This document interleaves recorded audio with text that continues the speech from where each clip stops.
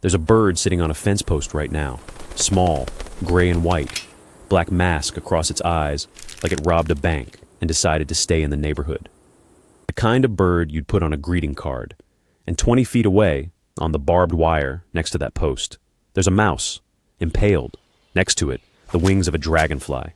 Below that, the desiccated leg of a lizard, hanging from a lower barb, like a price tag at a market nobody asked for. The bird did all of that this morning, and it's already looking for more. This is the Loggerhead Shrike, a bird so perfectly engineered for violence hidden inside innocence that scientists gave it a second name, the Butcherbird.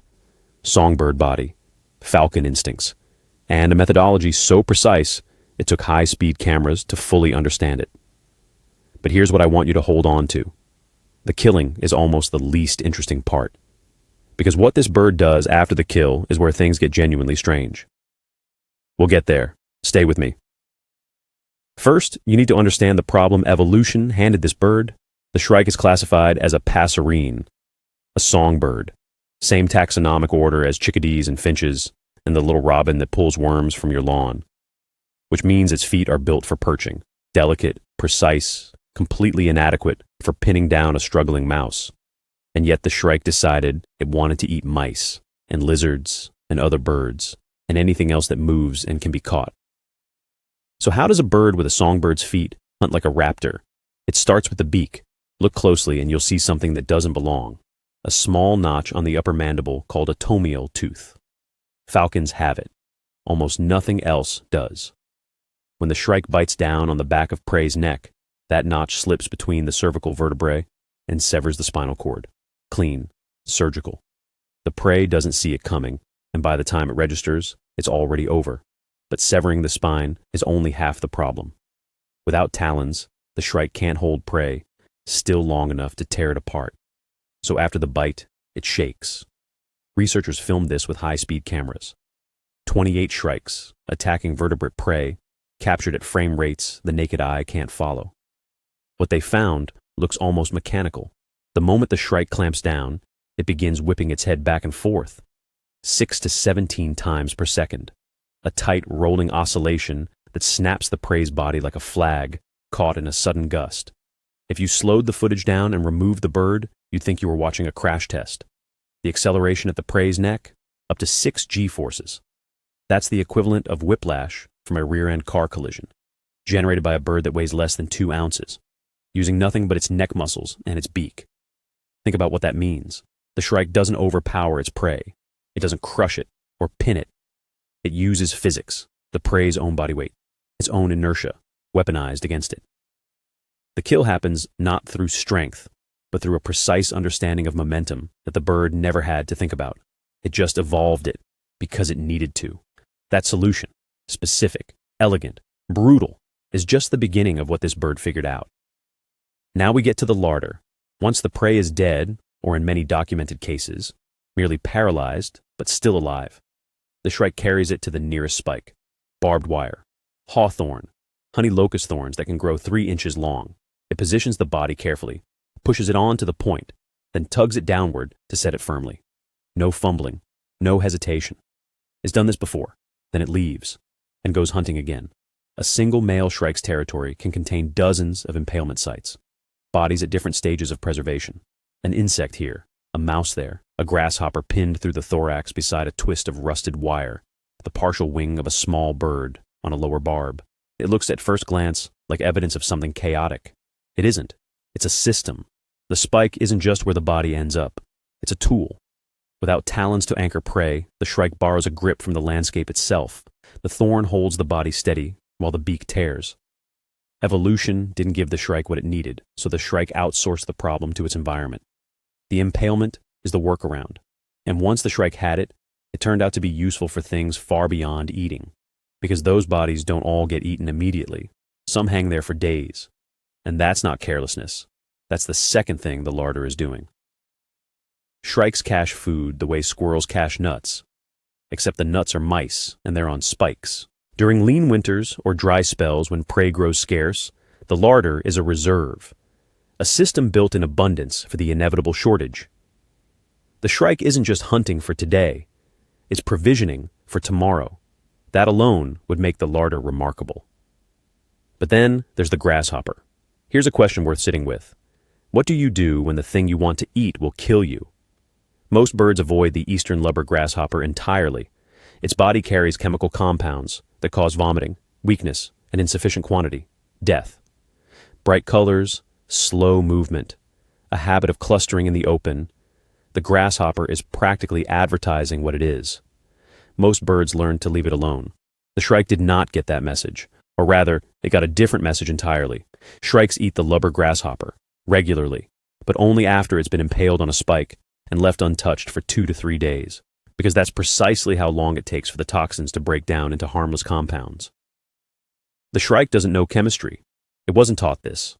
No other bird showed it the trick, but somewhere in its behavioral wiring, carved out across millions of years of evolutionary pressure, tested through countless birds that got it wrong, is a rule.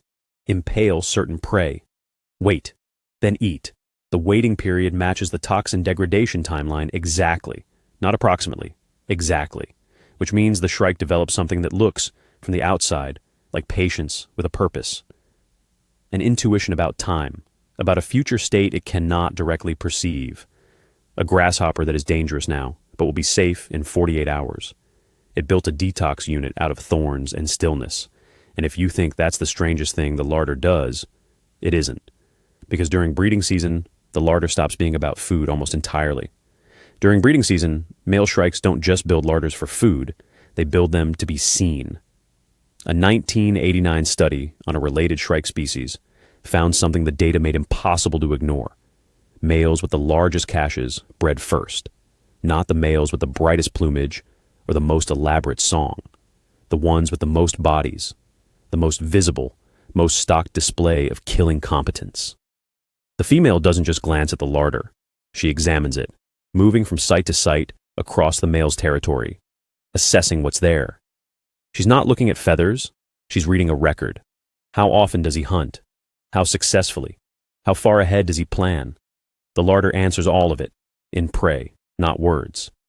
The male who has spent weeks accumulating a cache before breeding season even begins isn't just feeding himself. He's building an argument, a case. I can provide. I think ahead. Look at what I've built while you were still deciding. Researchers called it a macabre courtship gift. I think that's almost too gentle a phrase, because what it really represents is forward planning, deliberate, weeks-long accumulation toward an outcome the bird can't yet see. Not instinct in the simple sense, something closer to strategy, a songbird with a larder full of impaled bodies as it's pitched to a mate. And here is where the story turns. The Loggerhead Shrike has lost more than 80% of its population since the 1960s. Pesticides collapsed the insect populations it depends on. Highways and development fragmented the open grasslands it hunts.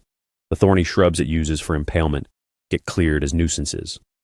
Each of those losses hits a different link in the same chain, because the shrike's survival isn't built on flexibility, it's built on precision. And that's what makes this different from a general story about habitat loss. The shrike didn't evolve to adapt.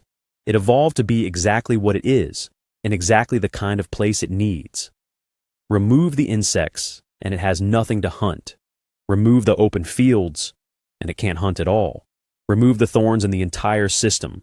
The food processing, the storage, the detox, the courtship collapses at once. There's no workaround. The workaround was the larder.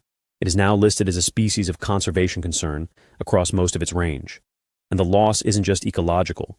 It's that something this intricate, this precisely assembled over millions of years, is disappearing quietly on fence posts and barbed wire, in fields most people drive past without slowing down. The shrike looks like this: gray back, white underparts, black wings with white patches that flash in flight, that crisp black mask, precise as a brushstroke across its face. It is, by any honest measure, a beautiful bird. Which is the point. It doesn't survive by being frightening. It survives by occupying a space between categories, between songbird and raptor, between harmless and lethal, and exploiting that space with a completeness that looks almost architectural from the outside. Every piece connects. The feet that couldn't hold prey became the reason for the spike. The spike became a food processor, then a pantry, then a detox system, then a mating display. One solution, 4 functions.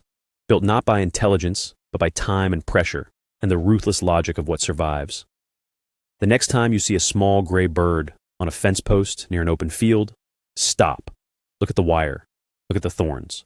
Look for what it might have left there, because somewhere nearby, there's probably a larder, and the bird that built it is already thinking about what goes in next. If this changed how you'll see a bird on a fence post, subscribe. That's what this channel does. Find the hidden logic running underneath the natural world, right outside your window, and show you what's actually there.